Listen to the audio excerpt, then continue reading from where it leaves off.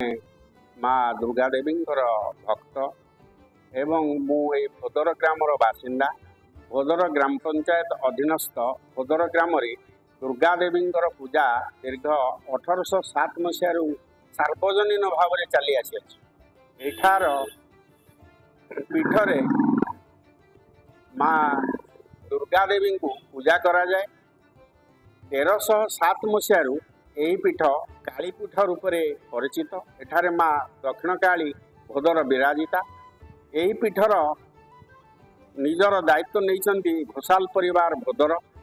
यही पीठरे दुर्गा पूजा 1807 मसीह चली आसुअछि।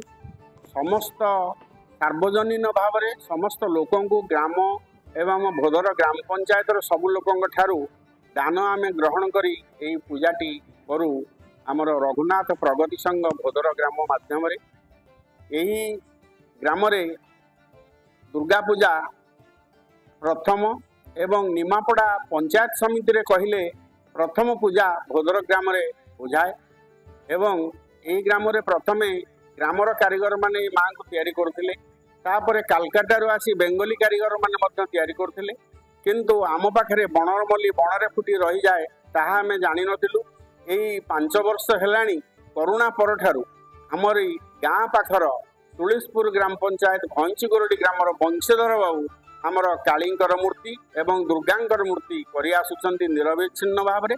एवं तांको परिवार प्रति आमे मध्य कृतज्ञता ज्ञापन करूँ। एवं तांकर कला एभली बजाय रहू।